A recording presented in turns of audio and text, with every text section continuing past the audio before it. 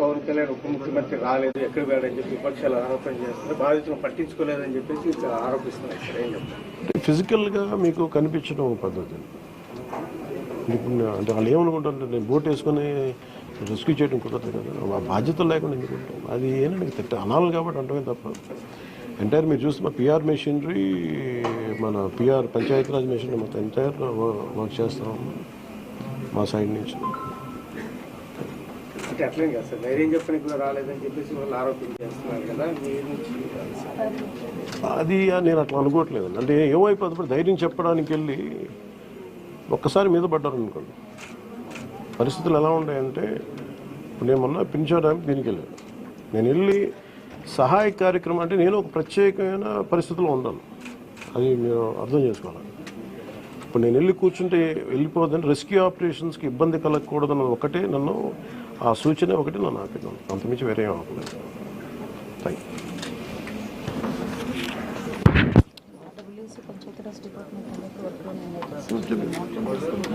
అలాగే నిన్నే చెప్పాను అంటే పంచాయతీరాజ్ కానీ, రూరల్ వాటర్ సప్లై కానీ, ఇంజనీరింగ్ డిపార్ట్మెంట్ కానీ ఇవి కన్సిస్టెంట్గా పనిచేస్తున్నాయి in tandem with rescue operations.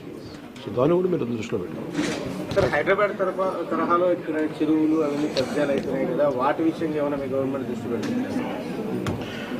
ఇప్పుడు ఇది సక్సెసివ్గా ఇప్పుడు మనం అంటే దీంట్లో ఒక ఇది ప్రతి ప్రభుత్వం తీసుకోవాల్సిన బాధ్యత ఇది. ఇప్పుడు దీంట్లో ఆల్రెడీ చెరువుల్లో కొంచెం నాలాల్లో కట్టేసినవి ఉంటాయి. అసలు ముందస్తుగా వ్యవస్థలు కనుక చాలా బలంగా పనిచేస్తుంటే పర్మిషన్స్ లేకుండా ఎప్పటికప్పుడు అది ఒక విచిత్రమైన పరిస్థితుల్లో అందరం వదిలేస్తాం, నీళ్ళు రావట్లేదని. ఎఫ్టీఎల్లో ఇప్పుడు మన హైదరాబాద్లో కూడా చూస్తున్నాం కదా, ఫుల్ ట్యాంక్ లెవెల్లో ఉన్న చోట్ల రావులని చెప్పి లాస్ట్ 20 yearsలో రాలేదని చెప్పి ఇల్లు కట్టేశారు.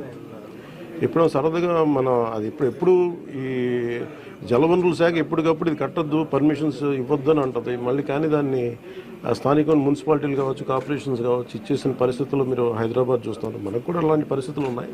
ఇది సక్సెసివ్గా జరుగుతూ ఉండింది. దీన్ని ఎట్లా అడ్రస్ చేయాలనేది ఇది ఒక సోషల్ ఇష్యూ కూడా అవుతుంది. సో దీన్ని ఎలా చేయాలి, కొంత ఎడ్యుకేట్ చేసి కొంత అవగాహన తీసుకొచ్చి ఒక ప్రత్యామ్నాయం కల్పించి దీన్ని ఖచ్చితంగా అడ్రస్ చేయాలి, భవిష్యత్తు ఖచ్చితంగా అడ్రస్ చేయాలి.